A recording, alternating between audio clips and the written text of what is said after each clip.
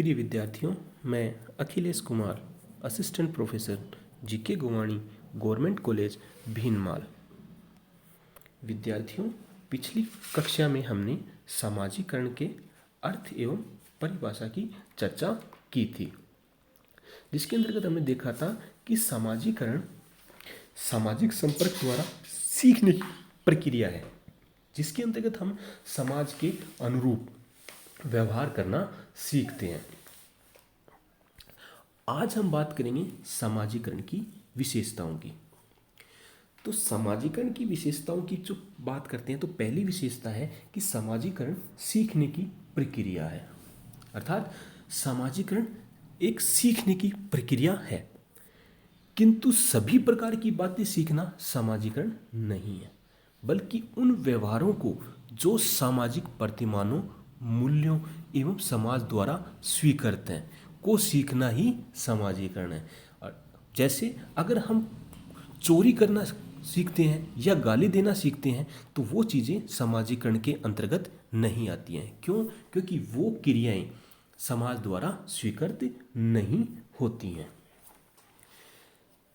दूसरी विशेषता है आजन्म प्रक्रिया, यानी सामाजिकरण आजन्म प्रक्रिया है, यानी जन्म से लेकर मृत्यु तक चलती है, क्योंकि व्यक्ति अपने जीवन काल में अनेक परिस्थितियां प्राप्त करता है और उनके अनुसार ही व्यवहार करता है या भूमिका संपन्न करता है।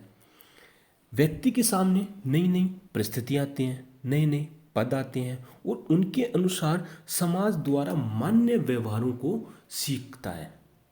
यानी जब बच्चा होता है तो उसका अलग पद प्राप्त होता है, उसको उसी के अनुसार व्यवहार करना वह सीखता है। जब युवा होता है तो उसके अनुसार व्यवहार करना सीखता है, और जब वह वृद्ध होता है तो उसके अनुसार व्यवहार करना सीखता है। यानी सामाजिकरण आजन्म प्रक्रिया है। तीसरी विशेषता है समय व स्थान सापेक्ष है, यानी सामाजिकरण की प्रक्रिया समय और स्थान सापेक्ष होती है। समय सापेक्ष का अर्थ क्या है कि एक ही समाज में दो विभिन्न समय में सामाजिकरण की विषय वस्तु अलग अलग हो सकती है। जैसे प्राचीन समय में बच्चों को क्या सिखाया जाता था? चरण स्पर्श करना, लेकिन वर्तमान में क्या सिखाया जा रहा है? नमस्ते या हाय हेलो करना। सामाजिकरण की प्रक्रिया स्थान सापेक्ष भी है, यानी एक स्थान पर जो व्यवहार एक समाज में प्रशंसनीय योग्य माना जाता है, वही व्यवहार दूसरे समाज में निंदनीय हो सकता है। जैसे हम बात करें भारत में तो स्त्रियों को क्या सिखाया जाता है? घूंघट रखना, और जबकि पश्चिम समाजों में यह प्रचलन नहीं है। और अगर हम एक अफ्रीका की जनजाति है मसाई जनजाति, अगर उसकी हम बात करें तो मसाई जनजाति के लोग जब आपस में मिलते हैं तो वो अब चेहरे पे थूकते हैं, और उस थूकने को वह प्रशंसनीय व्यवहार मानते हैं। और वही व्यवहार अगर हम अपने समाज की बात करें तो वह व्यवहार निंदनीय माना जाता है। अगली विशेषता है संस्कृति को आत्मसात करने की प्रक्रिया, यानी व्यक्ति द्वारा सामाजिकरण के द्वारा ही संस्कृति की मान्यताओं, मूल्यों एवं व्यवहारों को सीखता है, उन्हें अपनाता है, जिससे वे व्यक्ति के व्यक्तित्व का अभिन्न अंग बन जाते हैं और वह संस्कृति का आत्मसात कर लेता है। पांचवी और अंतिम विशेषता है कि समाज का प्रक्रियात्मक सदस्य बनने की प्रक्रिया।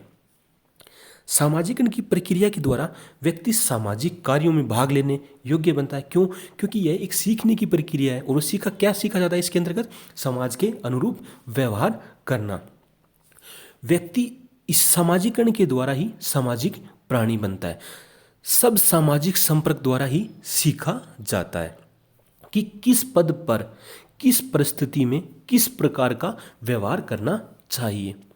संपर्क द्वारा ही लोगों की अपेक्षाओं के अनुसार व्यवहार करना सीखता है और वह समाज का एक प्रक्रियात्मक सदस्य बनता है।